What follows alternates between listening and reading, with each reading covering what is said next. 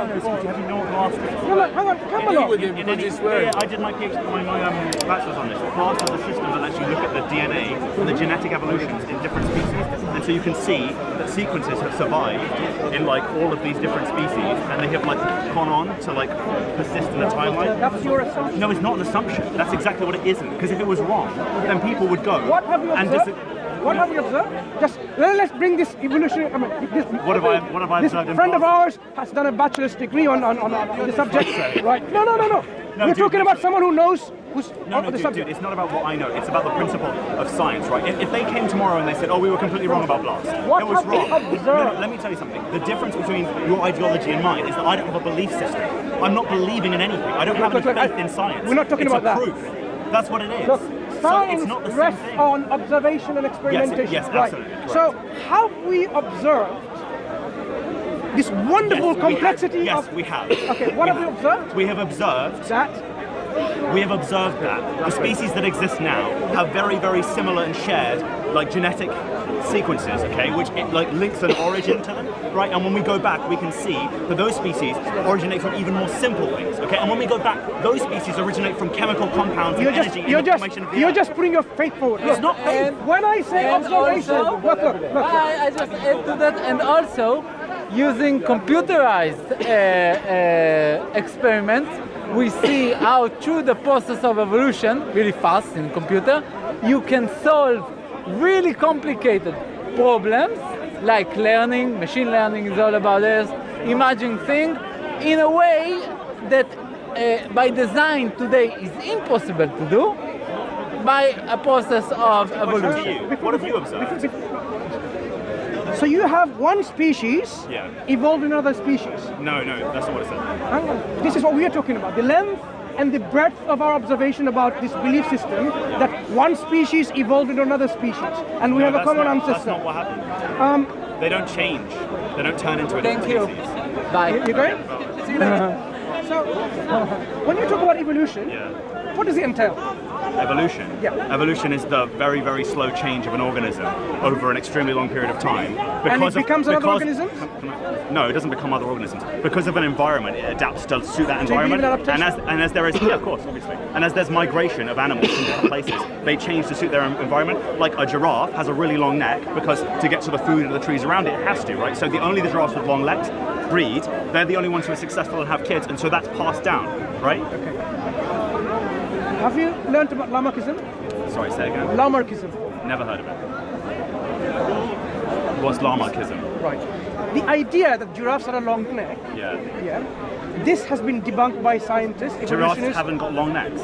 No. The idea that giraffes originally didn't have long necks, It's been debunked by science. Let me tell you the story, right? The story goes like this. You have all the species like not too long necks, so they're having their meal from the grasses on the ground. The food is becoming scarcer and scarcer. They're up the tree. Now, how do you get those leaves from up the tree?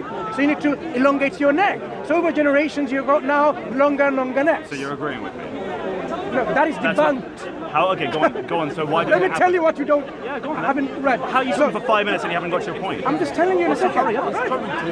Hurry up? Yeah, please get to the point. You've just described giraffes. I know what they are. No. Can you tell me what your point is? No, I thought this was your subject, and giraffes aren't my subject. No, your subject on evolution and genetics. Okay.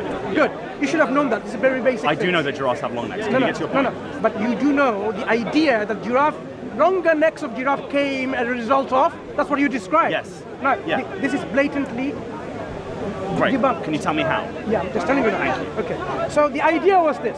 So you have to have longer necks and longer necks to reach I know the idea. Please tell me how it was debunked. I'll tell you how. So now, what happened was this. So these giraffes are getting longer necks going. Okay. So when they have babies, do the giraffes feed their babies by picking the food into the mouth? They don't. So now the baby giraffes, which don't have longer necks, they are all wiped out.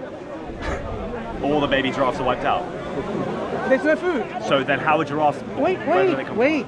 Your so-called model that you need longer necks, but the thing is you haven't passed on this information in your genes yet, right? So there's still giraffes, baby giraffes, with shorter necks, and they will die out. You're right. So you would not have any longer neck giraffes. Absolutely. Yeah, we agree. So the genetic material in the longer giraffe survives. I'm saying the genetic material didn't even pass on. It did, because there were lots of different types of giraffes, some with long necks, some with short necks. And all the short neck ones, as you just said, they all died. So the only ones left had genetics that made their necks longer. So that was passed down, and that made their genetic makeup different from other animals, like horses that don't have long necks.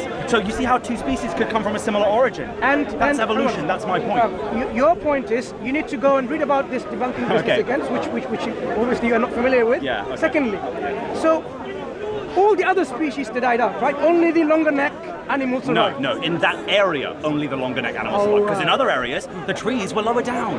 That's called adaptation. Right. So if you now flap your arms, are you going to grow wings? No. Why not? Because my food doesn't come from the air. But if only the food was in the air, then maybe we would find a way in a billion years. Wait. So the giraffes, how do they know they need to have longer necks?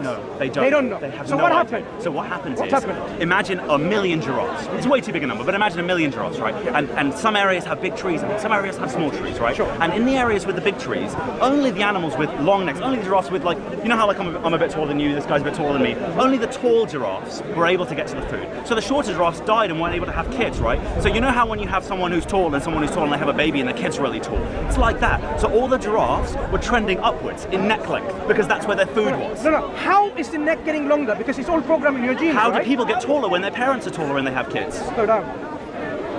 I thought you had a bachelor's degree. I do. In genetics. Are you saying? I'm not in genetics, in biomedical science. In biomedical science, are you saying you can become 18 foot tall? No, I'm saying that in a million years my ancestors could. Slow down. What's stopping you from having children 18 feet tall?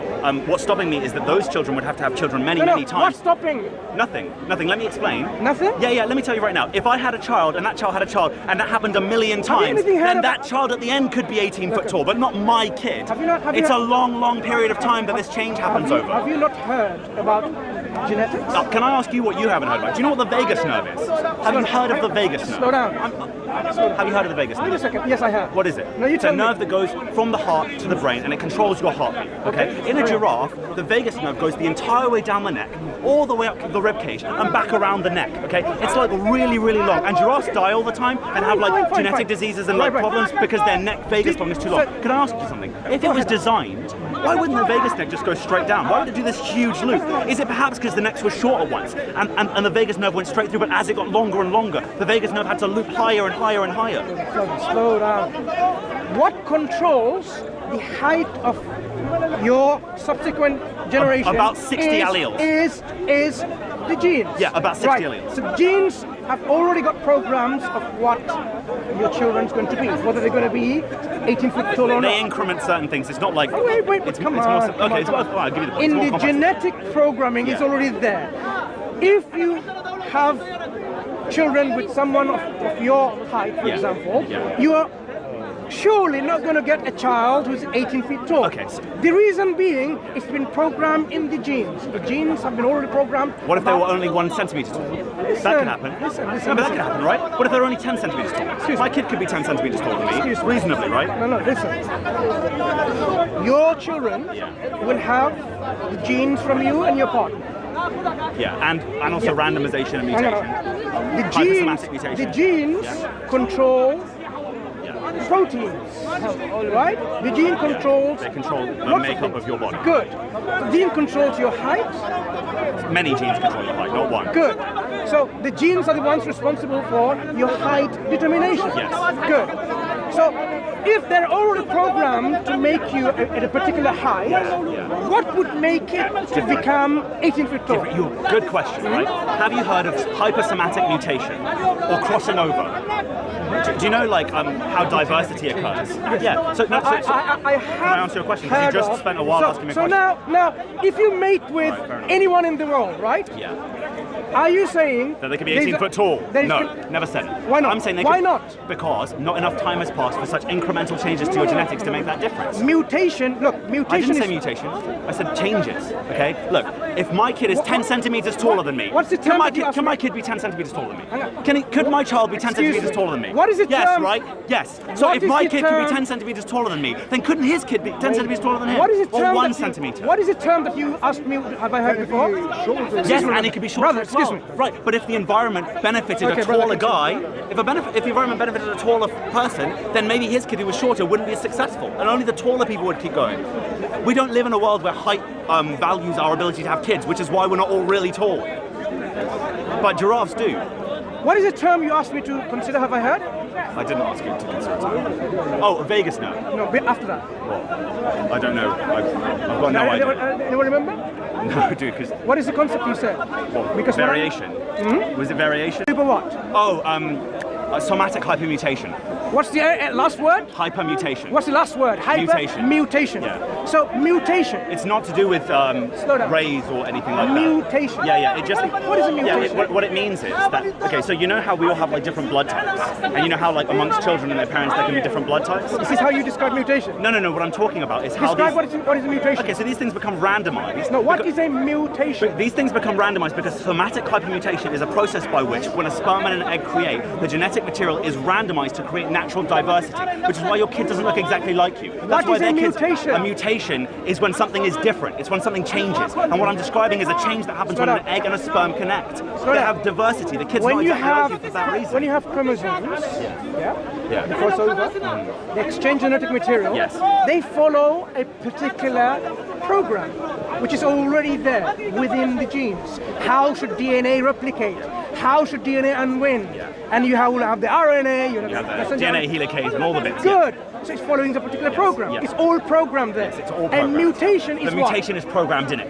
There is mutation specifically programmed in it. Mutation is Yes, programmed in it's it. programmed specifically into our DNA. That's how you get things like genetic diseases. That's how you get things where the genetic... Mutation is programmed in It's it. exactly programmed into it. Randomization of our genes is called diversity. It's part of us. Wait. So mutation is programmed in our genes. Yes. So mutation is not just something going wrong. No, through it's not. accident. It's absolutely So not. it's a program itself. Yes. Something It's a that I tool learned we today. use. You know what? Something. that's fine. No. Something I learned. So I should be able to check that in any Please, textbook, look, right? I'll look up on my phone for you Go right ahead. now. Right, Yeah, absolutely. Mutation is programmed in our genes. Yeah, I'm going to look up for you somatic hypermutation. No. Look up mutation. I'm interested in mutation. Okay, dude. Whatever you say. Look, somatic hypermutation No, mutation. is a cellular mechanism by which the immune system adapts to new foreign elements that confront Look up us in class mutation. switching. So what I was telling you about Look blood... up mutation He's and right see. about that, by the way. I'm a scientist. I did genetics. Dude, please, stop Is trying to mutation stop trying to already redefine my programmed point. I never in your said mutation. genes? I said What this brother said. No, excuse me, my brother. I don't know the full thing, but what he said is a fact. Excuse me. no, it's a somatic hypermutation. Yes, I'm a It's scientist. a real scientific thing. So am I. Okay, but I actually Good. practice science. I did genetics degree. Good. He's right. Good. Yeah, I just want to say What is a that as mutation? fact. What is a mutation? Oh my God, dude, Now, can you stop he's got a with this? genetics degree. Why can't- why- Excuse me. What is a mutation? I'm not going to define something. You said you're a scientist. You know what the No. mutation is. Please, can I ask you a question? Can you answer the Excuse me. But I want to ask him a Excuse question. me. I may He's even be he's with always you, asking me but questions. I should be able to ask him a question. But I would have to be simply, truthful. I'm Have to be simply. truthful. Let me look, ask you one question and then I'll leave. I did not say yes, no, anything or question about. Obviously it. you didn't. What a So, but politician. I'm simply questioning the very basis Okay. of genetic variability. Can and I let this variation. slide and ask a new question? Before you fine. do that, It's a complex issue. mutation is it programmed in our genes? As he said, there is mechanisms where it can be, yes. Yes. So in our genes, it's all programmed to have mutations. Yes. Don't worry, move beyond this point. Can I ask? No, it is. As it a is. geneticist Yeah. yourself, our genes, there's a program to have mutations. You're oversimplifying massively, but yeah. Yeah? Can I ask you a question? I really want to ask a question, Yeah, go please, ahead. and I'll let it go. I know I I've may been even be frustrating. with you, by No, the way, I but I'm saying yeah, I exactly. just want to I know I've been a bit difficult and a bit Because I passionate know about this. from a thing. geneticist, Yeah. programs, But let me mutations just are programmed let me in just, our let me just genes. ask this It's not one a big question, deal, okay? really. Look, It is a big deal. Look, I have conversations like this about big questions all the time, okay? Everyone likes to talk about this stuff. Ideas are beautiful to focus on, much better than people, right? So sometimes what happens is we go down this chain of like, people ask, oh, what happens before evolution? And what happens before that? And what happens before that? And ultimately, you're going to get to a question I can't answer, right? Like, where did the universe come from? Because I'm not going to tell you there's no answer to that question, okay? I don't know, Can right? evolution answer the question? No, evolution is a part that comes later, but I don't know where the universe came from. That's why evolution is a red herring. I want to ask you something. If I don't know where the universe came from, and I'm willing to accept that I don't know, and scary as it might be, say, I've got no idea, like maybe we'll find out, okay, maybe we'll be able to answer that question when we have more, ways to see, but right now, I don't know. So why are you so determined to say that you do know? Why can't we just not know? Why can't we just look around and stuff that seems practical, accept it, and stuff that other people are just telling us and can't prove, we say probably not. Listen, if God tells us something about reality, are you still going to question it? Oh, I don't want to know, I don't know. No one knows. God doesn't know either. Is that what you're going to say? God, I really have to go, actually. I appreciate it. I just want to ask that question. Do you follow this? If God tells us about the reality, we accept it. No, I don't follow it. Yeah, so God doesn't know. No, I don't follow it because I've never had a message from God. No one's ever spoken to me. So I might lack the tools to see it. You might see something I don't, but I'll be honest with you, this is all I can see. And I'm happy with it. It's good enough for me. So you're basically saying God has to speak to you to believe in him, right? No, I'm saying that anything wants to be believed, it should prove itself in some way. But look, I really do have to go, man. I appreciate it. I know you have to Take go. care. Good.